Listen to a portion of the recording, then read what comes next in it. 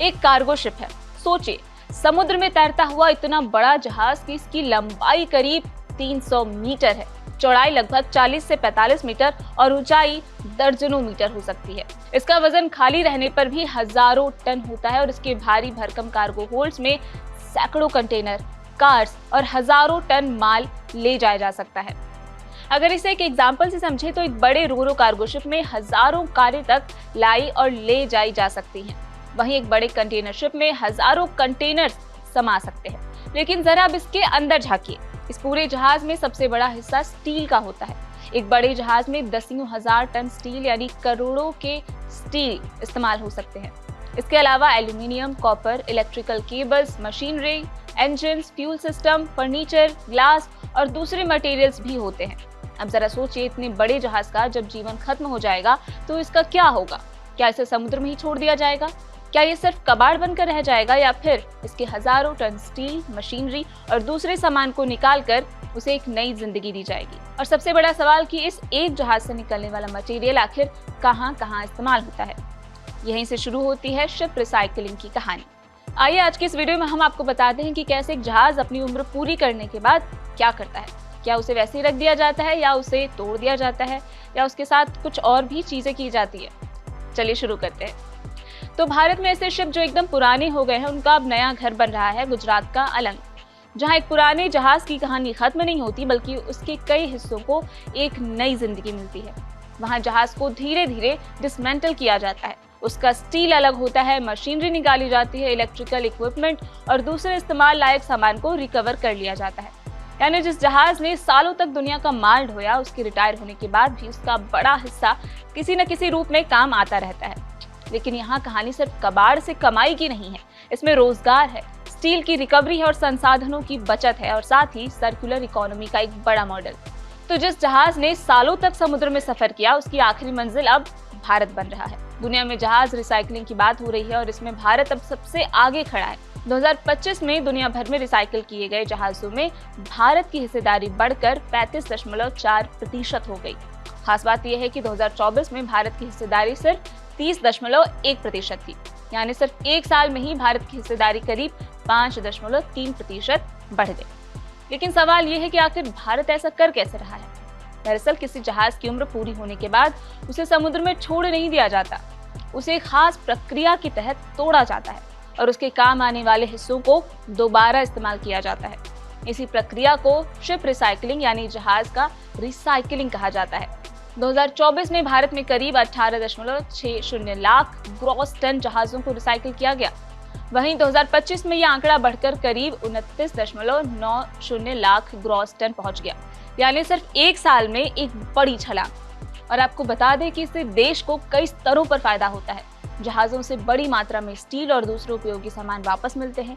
इससे नए कच्चे माल की जरूरत कुछ हद तक कम हो जाती है और रिसाइकलिंग आधारित अर्थव्यवस्था को बढ़ावा मिलता है। साथ ही अलंग जैसे केंद्रों में बड़ी संख्या में लोगों को रोजगार और स्थानीय कारोबार को बढ़ावा मिलता है। लेकिन इस सेक्टर के सामने अपनी चुनौतियां भी हैं। अब इतने बड़े जहाज को डिसमेंटल करने के लिए भी बड़ी बड़ी मशीनरी का इस्तेमाल करना होगा और तो और कभी ना कभी इसमें से निकल रहे रेसिड्यू मटेरियल हमारे एनवायरनमेंट को नुकसान भी तो कर सकते हैं। उसे भी देखना बड़ी जिम्मेदारी है। तो भारत का नंबर 1 बनना सिर्फ एक आंकड़ा नहीं है, ये दिखाता है कि भारत मैरीटाइम इंडस्ट्री और सर्कुलर इकोनॉमी में भी अपनी जगह मजबूत कर रहा है। जब कोई जहाज अपनी उम्र पूरी कर लेता है और उसके लिए समुद्र में चलना किसी भी तरीके से सही नहीं रहता, तो उसे एक रिसाइकलिंग यार्ड में लाया जाता है। यहाँ जहाज को एक साथ कबाड़ नहीं बनाया जाता, बल्कि धीरे धीरे उसके अलग अलग हिस्से निकाले जाते हैं। पहला काम होता है जहाज को सुरक्षित तरीके से तैयार करना। जहाज में मौजूद तेल, ईंधन और दूसरे खतरनाक पदार्थों को हटाया जाता है, क्योंकि पुराने जहाजों में एस्बेस्टस यानी एक खतरनाक रेशा जो पुराने जहाजों में गर्मी से बचाव के लिए इस्तेमाल होता था और सांस के जरिए शरीर में जाने पर नुकसान पहुंचा सकता है। इसके अलावा हैवी मिनरल्स और दूसरे खतरनाक मटेरियल्स भी हो सकते हैं। इसके बाद शुरू होती है असली डिसमेंटलिंग। जहाज के बड़े बड़े स्टील हिस्सों को काटकर अलग किया जाता है।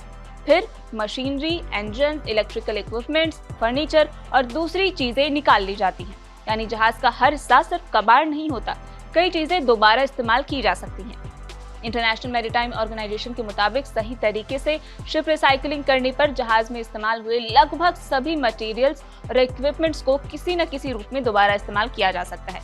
खासकर रिसाइकल्ड स्टील बनाने में रॉ मटेरियल से नया स्टील बनाने के मुकाबले करीब 1/3 ऊर्जा लगती है। सिर्फ 1 साल में भारत में पुराने जहाजों की रिसाइकलिंग करीब 60% बढ़ गई है। आखिर ऐसा क्या हुआ कि शिप रिसाइकलिंग में भारत इतनी तेजी से आगे निकल गया? क्योंकि इसके आंकड़े आपको चौंका सकते हैं। आइए आपको बताते हैं कि दरअसल 2024 में भारत में करीब 18.60 लाख ग्रॉस टन के जहाज रिसाइकलिंग किए गए थे, लेकिन 2025 में यही आंकड़ा बढ़कर 29.90 लाख ग्रॉस टन पहुंच गया, यानी एक ही साल में करीब 11.30 लाख ग्रॉस टन की बढ़ोतरी। UNCTAD के आंकड़ों के मुताबिक 2024 में ग्लोबल शिप रिसाइकलिंग में भारत की हिस्सेदारी 30.1% थी, जो 2025 में बढ़कर 35.4% हो गई। यानी सिर्फ 1 साल में भारत की हिस्सेदारी 5.3% अंक बढ़ी और भारत दुनिया का नंबर 1 शिप रिसाइकलिंग नेशन बन गया। इसमें सबसे बड़ा नाम है गुजरात का अलंग सोसिया शिप रिसाइकलिंग यार्ड। सरकारी आंकड़ों के मुताबिक भारत की करीब 98% शिप रिसाइकलिंग एक्टिविटी इसी क्लस्टर में होती है। यहाँ अभी 128 ऑपरेशनल प्लॉट्स हैं और इनकी कुल रिसाइकलिंग कैपेबिलिटी करीब 45 लाख LTD प्रति साल है। यानी 18.60 लाख से 29.90 लाख ग्रॉस टन का सफर सिर्फ आंकड़ों की बढ़ोतरी नहीं है, ये बताता है कि भारत अब शिप रिसाइकलिंग, सर्कुलर इकोनॉमी और मैरीटाइम इंडस्ट्री तीनों में अपनी पकड़ मजबूत बना रहा है। लेकिन सवाल ये है कि आखिर अलंग में ऐसा क्या है कि दुनिया के पुराने जहाज यहाँ तक पहुँचते हैं? इसका पहला जवाब है समुद्र और भौगोलिक स्थिति। अलंग सोसिया गुजरात के पश्चिमी तट पर खंबात की खाड़ी के किनारे करीब 10 किलोमीटर लंबे समुद्री तट पर फैला हुआ है। ये तटीय इलाका बड़े जहाजों को किनारे लाकर उन्हें रिसाइकलिंग यार्ड्स तक पहुंचाने के लिए बेहद महत्वपूर्ण है। दूसरी बड़ी ताकत है यहाँ मौजूद बड़ी संख्या में रिसाइकलिंग प्लॉट्स। जुलाई 2026 के सरकारी आंकड़ों के मुताबिक अलंग सोसिया में 128 प्लॉट्स ऑपरेशनल हैं और इनकी कुल रिसाइकलिंग कैपेबिलिटी करीब 45 लाख लाइट डिस्प्लेसमेंट टन्स प्रति साल है। सरकार ने इसकी क्षमता को आगे बढ़ाकर 90 लाख करने का मास्टर प्लान भी तैयार किया है। ऐसा नहीं है कि इसे सिर्फ डिसमेंटल ही किया जा रहा है, इसका बचा हुआ माल हम अपनी इकोनॉमी में दोबारा से लगा भी रहे हैं। आइए आपको एक पुराना किस्सा सुनाते हैं। बात है साल 1982-83 में शुरू हुए अलंग सोसिया यार्ड की, जिसमें अब तक 8,900 से ज्यादा जहाजों को रिसाइकल किया जा चुका है, जिनका कुल भार 71 मिलियन से ज्यादा रहा है। इस पूरे इकोसिस्टम का असर रोजगार पर भी पड़ता है। सरकारी आंकड़ों के मुताबिक अलंग सोसिया में करीब 15,000 लोगों को यहाँ से डायरेक्ट एम्प्लॉयमेंट भी मिलता है, जबकि इससे सिर्फ जहाज तोड़ने वाले लोगों को काम नहीं मिलता, बल्कि ट्रांसपोर्ट, मशीनरी, स्टील और दूसरी सेवाओं से जुड़े कारोबारों को भी रोजगार और कमाई का मौका मिलता है। इसके जरिए 1.5 लाख से ज्यादा लोगों को इनडायरेक्ट सपोर्ट मिलता है। और अब इस सेक्टर में फोकस सिर्फ ज्यादा जहाज रिसाइकल करने पर नहीं है, बल्कि सेफ और एनवायरमेंटली साउंड रिसाइकलिंग पर भी है। 2026 के सरकारी आंकड़ों के मुताबिक अलंग के 115 प्लॉट्स हांगकांग कन्वेंशन यानी HKC कंप्लायंस हासिल कर चुके हैं। यानी भारत का शिप रिसाइकलिंग में नंबर 1 बनना किसी एक आंकड़े की कहानी नहीं है। इसके पीछे अलंग सोसिया की भौगोलिक स्थिति, बड़ा infrastructure, recycling capacity, steel recovery और लगातार बेहतर होते सेफ्टी स्टैंडर्ड्स की पूरी इकोसिस्टम है। अब सवाल ये है कि इससे भारत को क्या फायदा होता है? सबसे बड़ा फायदा है स्टील का। जब किसी पुराने जहाज के बड़े हिस्से को काटकर अलग किया जाता है तो इससे निकलने वाला स्टील दोबारा इस्तेमाल किया जा सकता है। सरकारी आंकड़ों के मुताबिक अलंग में हर साल करीब 35 लाख टन स्टील तैयार होता है। खास बात यह है कि इसके लिए नए प्राकृतिक संसाधनों का इस्तेमाल नहीं करना पड़ता। दूसरा फायदा है रोजगार का, जो हमने आपको आंकड़ों में पहले ही बता दिया है। और इसके अलावा एक जहाज से निकल रही मशीनरी यानी इंजन, पंप्स और दूसरे मैकेनिकल कंपोनेंट्स को जो अलग किया जाता है, तो उसमें से जो सामान इस्तेमाल लायक हो उसे दोबारा इस्तेमाल भी किया जाता है। फिर निकलता है इलेक्ट्रिकल इक्विपमेंट यानी जहाज के इलेक्ट्रिकल सिस्टम, केबल्स और इक्विपमेंट। फिर फर्नीचर और फिटिंग्स यानी केबिन्स और जहाज के दूसरे हिस्सों में फर्नीचर, फिक्सचर्स और दूसरे सामान। और यही है सर्कुलर इकोनॉमी का असली मतलब, यानी पुराने संसाधन को कचरा बनने देने के बजाय उसे वापस अर्थव्यवस्था में लाना। अब इन सब में ध्यान देने वाली बात यह है कि कुछ चीजों का ध्यान रखना भी बहुत मायने रखता है। जैसे पहला है तेल और केमिकल्स की हैंडलिंग। पुराने जहाज में फ्यूल, लुब्रिकेंट्स और दूसरे केमिकल रेसिड्यूज रह सकते हैं। इन्हें बिना सावधानी के निकालने या फैलने देने पर सॉइल और मरीन एनवायरनमेंट को नुकसान हो सकता है। इसलिए रिसाइकलिंग से पहले इन पदार्थों की पहचान, रिमूवल और सुरक्षित डिस्पोजल बेहद जरूरी है। दूसरा है सबसे बड़ा वर्कर सेफ्टी, क्योंकि भारी स्टील प्लेट्स काटना, ऊंचाई पर काम करना और जहाज के अंदर कन्फाइंड स्पेस में जाना जोखिम भरा हो सकता है। इसलिए protective equipments, safe working procedures, fire fighting arrangements और ट्रेनिंग बेहद जरूरी है। तीसरा बड़ा मसला है पॉल्यूशन कंट्रोल का। अगर जहाज तोड़ने के दौरान केमिकल्स या दूसरे खतरनाक मटेरियल समुद्र में चले जाएं तो रिसाइकलिंग का पूरा फायदा उल्टा पड़ सकता है। इसलिए आधुनिक शिप रिसाइकलिंग का लक्ष्य है maximum material recovery, minimum pollution. तो अब भारत के सामने अगली चुनौती है कैपेसिटी बढ़ाना। अलंग सोसिया में फिलहाल 128 ऑपरेशनल प्लॉट्स हैं और करीब 4.5 मिलियन LTD सालाना रिसाइकलिंग कैपेसिटी। सरकार इसे बढ़ाकर करीब 9 मिलियन LTD करने की योजना पर काम कर रही है, लेकिन कैपेसिटी अकेली काफी नहीं है।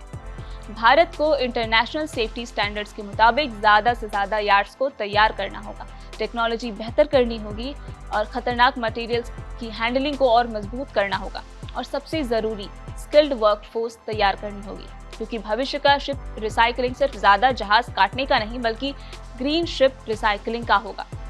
यह इस पूरी कहानी का सबसे बड़ा मतलब है, और अगर इसी इकोसिस्टम को आगे शिप बिल्डिंग से जोड़ा जाए तो फायदा और भी बड़ा हो सकता है। सरकार ने 2025 में शिप ब्रेकिंग क्रेडिट नोट जैसी पहल भी शुरू की, जिसके तहत स्क्रैप वैल्यू के 40% के बराबर क्रेडिट नोट का प्रावधान किया गया, जिसे नए मेड इन इंडिया शिप्स खरीदने में इस्तेमाल किया जा सकता है। इसलिए भारत का शिप रिसाइकलिंग में नंबर 1 बनना सिर्फ पुराने जहाजों की कहानी नहीं है, ये उस भारत की कहानी है जो समुद्र से मिलने वाले संसाधनों को इकोनॉमी में वापस ला रहा है। लेकिन अगला लक्ष्य सिर्फ सबसे ज्यादा जहाज रिसाइकल करना भी नहीं होना चाहिए। लक्ष्य होना चाहिए कि सबसे सुरक्षित, सबसे साफ और सबसे technological advanced ship recycling hub बनना। अगर भारत ये संतुलन बना लेता है तो अलंग सिर्फ दुनिया का शिप रिसाइकलिंग हब नहीं होगा, बल्कि भारत की मैरीटाइम इकोनॉमी और ब्लू इकोनॉमी का एक बड़ा इंजन साबित हो सकता है। ये सारी जानकारी जुटाई थी मेरे साथी वात्सल्य सारथी ने। कैमरे पर हैं दीपक दुबे और मैं हूं आपके साथ उजाला गुप्ता।